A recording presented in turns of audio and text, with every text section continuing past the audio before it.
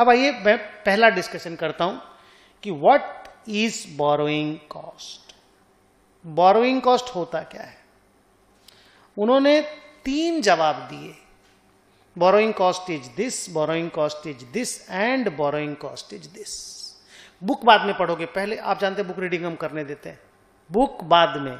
सुनना मिस करके बुक देखोगे बहुत सारा चीज मिस हो जाएगा बेटा, बड़ा बड़ा, क्योंकि बुक में लिखने का लिमिट होता है हमेशा और बोलने का कोई लिमिट नहीं है। तो बोरोइंग कॉस्ट में इन्होंने 3 चीजें इंक्लूड कराई। सबसे पहला चीज इन्होंने बोला कि बोरोइंग कॉस्ट मींस इंटरेस्ट। क्या बोला? Interest. But interest must be computed using effective interest rate method, जो कि इंड एस 109 में डिस्कस होता है। जो लीज के पहले एक दिन हम एक तो एग्जाम्पल करके दिखाए थे, वो वापस दिखाऊंगा अभी तुमको। बोला interest will not be computed using your interest rate of the bank.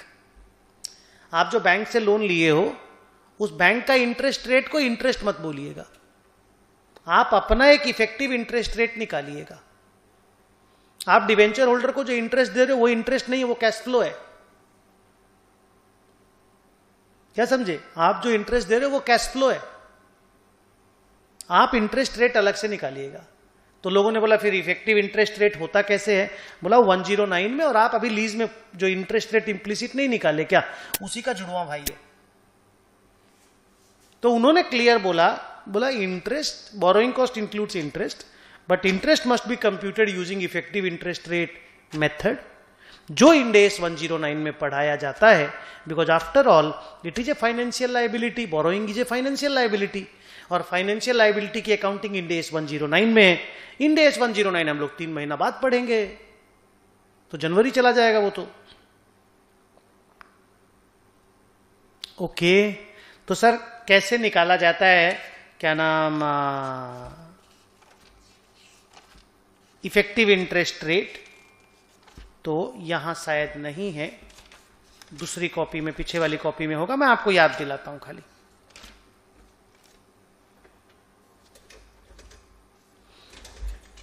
मिला तुमको? ओके,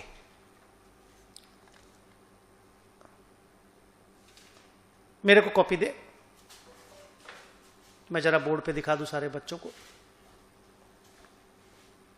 और आज हम लोग निकालेंगे बहुत सारे सम्स में, बस छोड़ दे। Concept of effective interest rate Ind AS 1, कितना सुंदर लिखा है बच्चा, देखो। Concept of effective interest rate Ind AS 10, कोई बात नहीं छोड़ दे बेटा, Ind AS 109 and Ind AS 23। तो सोचो इंड एस 23 हम पढ़ाने वाले हैं, उसका तैयारी हम लोग पहले ही कर लिए थे, तो आज वो टाइम हम बचाएंगे अपना, क्योंकि ये सेम चीज है, लीज में भी किए हो आप। सर ये क्या होता है, इसमें क्या होता है, देखो अगर हमारा बोरोइंग में कुछ खर्चा लगता है, फॉर एग्जांपल मान लो हम लोगों को दलाली देना पड़ा, ब्रोकरेज देना पड़ा, कमीशन देना पड़ा, लोन प्रोसेसिंग फीस लगा, या लोन रिपेमेंट करेंगे तो प्रीमियम देना पड़ेगा, डिबेंचर रिडेम्पशन प्रीमियम वगैरह होता है ना, उन सबको ध्यान में रखते हुए, सबको कंसीडर करते हुए एक्चुअल इंटरेस्ट रेट पता करना पड़ता है। फॉर एग्जाम्पल आप 100 करोड़ रुपया का, इसको छोड़ो बाद में देखना, आप 100 करोड़ रुपया का लोन लिए, आप 12% ब्याज दोगे, ना इधर कोई खर्चा ना उधर कोई खर्चा, ना आपका लोन लेने में कोई खर्चा लगा, ना आप लोन रीपे करोगे तो कोई खर्चा लगेगा, आपका कुछ नहीं है, सीधा 100 करोड़ आया, 100 करोड़ आप चुका देंगे और 12% ब्याज है। यहां आपका इफेक्टिव इंटरेस्ट रेट भी 12% है, यहां आपका इफेक्टिव इंटरेस्ट रेट भी 12% है। 2, मान लो जब आप लोन लिए ना 100 करोड़ रुपया का, 1 करोड़ रुपया आपका दलाली लग गया, जिसने लोन अरेंज किया ना आपके लिए वो 1 करोड़ का दलाली ले लिया, तो आपको घर में मिला 99 करोड़, इनफ्लो 99 करोड़ आया, पर ब्याज आप साल का 12 करोड़ रुपया करके देंगे, outflow will be 12 crore each year, and then चुकाएंगे 100 करोड़ रुपया, रीपेमेंट विल बी 100 करोड़, तो वो 1 करोड़ का तो नुकसान वहां पे भी है ना जी रीपेमेंट में।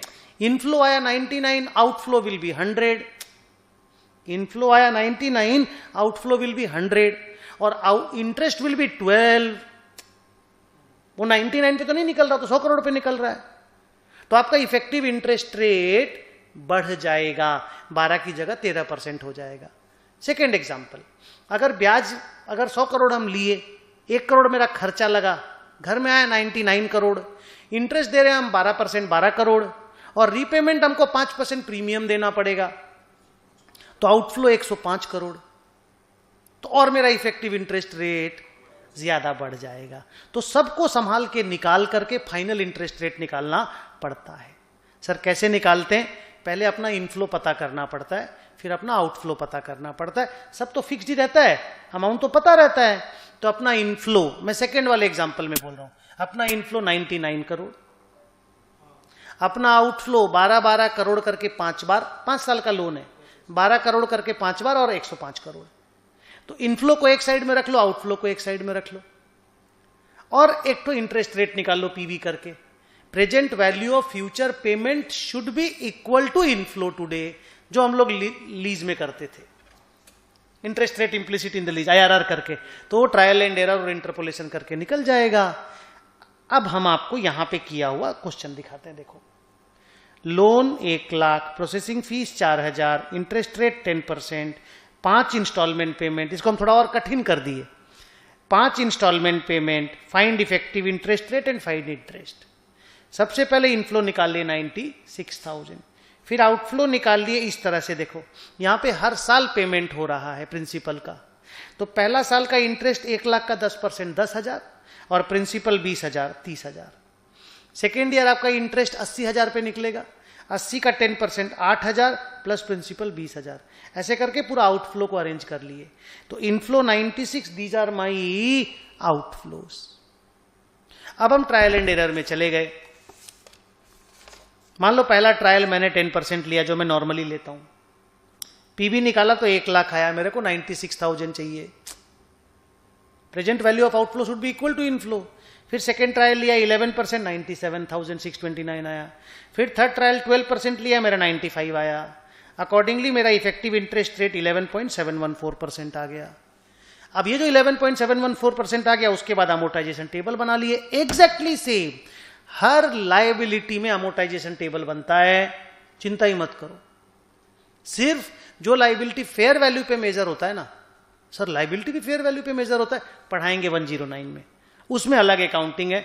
Otherwise this amortisation table is the, आप ये समझ लो, heart and soul of Ind AS system. ठीक है, अभी अमोर्टाइजेशन टेबल बना के खत्म किए, वापस से अमोर्टाइजेशन टेबल हम बना रहे हैं, बोलो यस और नो। तो ये रहा सारा ओपनिंग बैलेंस, ये रहा इंटरेस्ट, ये रहा पेमेंट, ये रहा क्लोजिंग बैलेंस। तो अब देखो, आप जो पेमेंट कर रहे हो इंटरेस्ट का, वो इंटरेस्ट नहीं है, वो आउटफ्लो है। इंटरेस्ट ये है, आप सोचो यहां पे ब्याज आपने 10,000 8,000 करके दिया था, 10,000 8,000 6,000 करके, पर वो इंटरेस्ट नहीं, इंटरेस्ट ये है। तो इंड एस 23 साफ बोलता है, interest will be calculated using effective interest rate method and not actual interest that you पे। व्हाट यू पे is your cash flow, what you record interest is your interest. Column का movement देखे, और हम लोग से अच्छा कौन जानता है, लीज पूरा पढ़ के बैठे हैं। ये इंटरेस्ट लेना है। बी, जो इंड एस 116 में जो आप इंटरेस्ट कॉस्ट निकालते हो ना, इंड एस 116 का इंटरेस्ट कॉस्ट, वो भी बोरोइंग कॉस्ट है।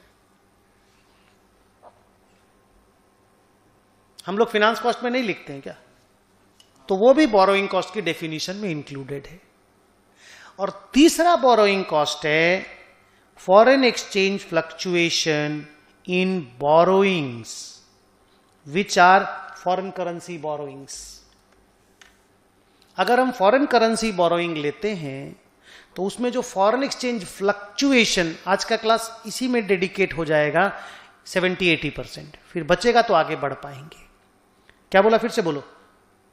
अगर कोई फॉरेन करेंसी बोरोइंग हम लेते हैं तो उसमें अगर फॉरेन एक्सचेंज फ्लक्चुएशन की लॉस प्रॉफिट होती है, जो भी फ्लक्चुएशन होता है, उसका एक पोर्शन, वो पोर्शन कैसे निकाला जाएगा आपको पढ़ाया जाएगा, उसका एक portion can get adjusted with the borrowing cost. Normally foreign exchange fluctuation is a separate item of loss and interest is a separate item. Normally interest आप बोरोइंग कॉस्ट को बोलते हो, फॉरेन एक्सचेंज फ्लक्चुएशन आप अलग से एक fluctuation loss को बोलते हो, जो इंड एस 21 में आप पढ़ेंगे, हम पढ़ाएंगे आपको इंड एस 21 जो specifically dedicated to foreign exchange fluctuation है। पर आज का मुद्दा यह है कि अगर मेरा इंटरेस्ट 40 लाख है साल का और मेरा foreign exchange fluctuation loss 17 lakh है साल का, तो there is a possibility, there may not be a possibility also, but there is a possibility ये 17 लाख का एक पोर्शन इंटरेस्ट कॉस्ट में घुस जाए और एक पोर्शन फॉरेन एक्सचेंज फ्लक्चुएशन के अंदर ही रह जाए। अगर इसका एक पोर्शन से 7.6 लाख बोरोइंग कॉस्ट में घुस गया तो इसका बचा हुआ पोर्शन 9.4 लाख वो फॉरेन एक्सचेंज फ्लक्चुएशन में ही रहेगा, because predominantly it is a foreign exchange fluctuation item. Borrowing cost बोल रहा है हमको भीख में दे दो। अब ये समझ लो कि भाई अपन वो गोद लेते ना, अडॉप्शन, ये अडॉप्टेड चाइल्ड है, ये 7.6, इस मां के 2 बच्चे, एक बच्चे को अडॉप्शन में दे दिया समझ लो बस। पर ये निकलता कैसे है, ये अमाउंट का कैलकुलेशन कैसे होता है, that is the task for today. Sir para बोलिए तो फिर से। Borrowing cost includes foreign exchange fluctuation in the foreign currency borrowings to the extent ये वाला है, to the extent it can be regarded as an adjustment to the borrowing cost या interest cost। वो हिस्सा जिसे माना जा सकता है कि ये तो यार इंटरेस्ट कॉस्ट है, एफईएफ का, फॉरेन एक्सचेंज फ्लक्चुएशन का वो हिस्सा जिसे माना जा सकता है कि ये तो बोरोइंग कॉस्ट है, उसे बोरोइंग कॉस्ट मान लेना चाहिए।